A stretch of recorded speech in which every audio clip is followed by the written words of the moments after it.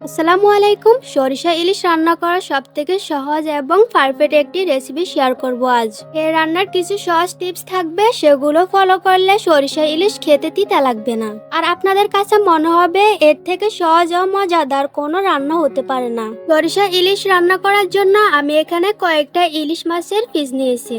মাছের পিসগুলোকে প্রথমে একটু মশলা দিয়ে মেখে নিতে হবে। এখন আমি দিয়ে দিব 1 টেবিল চামচ লবণ, আরো দিয়ে দিব 1 টেবিল চামচ হলুদের গুঁড়া, দিয়ে দিব 1 টেবিল চামচ মরিচের গুঁড়া। এখন মাছের সাথে মশলাটাকে ভালোভাবে মেখে নিতে হবে। প্রত্যেকটা পিস একে একে মেখে নিতে হবে।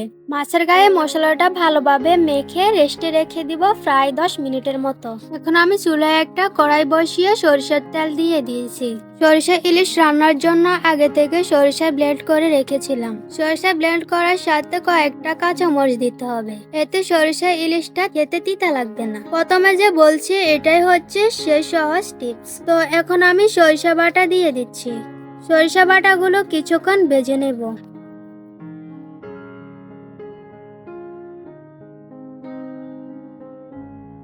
কিছুক্ষণ ভাজার পরে 1 টেবিল চামচ হলুদের গুঁড়া দিয়ে দিব। এরপর দিয়ে দিব 3 টেবিল চামচ মরিচের গুঁড়া, আরও দিয়ে দিব স্বাদ মতো লবণ, 2 টেবিল চামচ দিয়ে দিব ধনিয়ার গুঁড়া। মশলাগুলো কিছুক্ষণ নেড়ে ছেড়ে দিয়ে দিব 1 কাপ পানি, যাতে পুড়ে না যায়।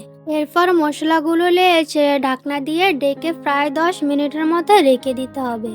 10 মিনিট পর ঢাকনা উঠিয়ে মশলাগুলোকে নেড়ে ছেড়ে দিয়ে দেব আগে থেকে ইলিশ মাছগুলোকে মশলা দিয়ে ম্যারিনেট করে রেখেছিলাম, সেগুলো এখানে দিয়ে দেব।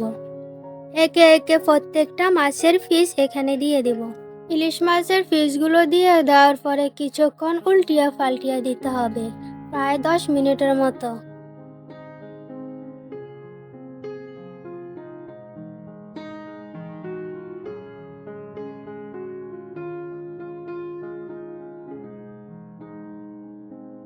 এরপর 1 কাপ পানি দিয়ে কিছুক্ষণ নেড়ে ছেড়ে ঢাকনা দিয়ে ঢেকে 8 থেকে 10 মিনিট পর্যন্ত রান্না করে নেব। এর মাঝে নেড়ে ছেড়ে দিতে হবে, না হলে পুড়ে যাবে। 8-10 মিনিট পর ঢাকনা উঠিয়ে মাছগুলোকে উল্টিয়ে পাল্টিয়ে দিতে হবে। উল্টিয়ে পাল্টিয়ে দেওয়ার পরে দিয়ে দিব 2 কাপ পানি।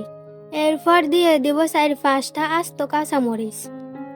এরপর নেড়ে ছেড়ে ঢাকনা দিয়ে ঢেকে 30 মিনিট রান্না করে নেব। 30 মিনিট পর ঢাকনা উঠিয়ে নিয়েছে, আরো 15-20 মিনিট রান্না করে নেব।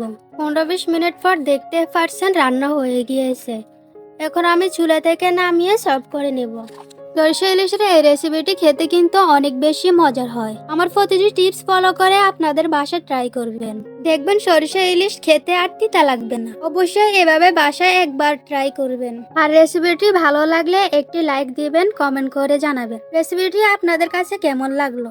আজ তাহলে এখানে বিদায় নিচ্ছি। সবাই ভালো থাকবেন, সুস্থ থাকবেন।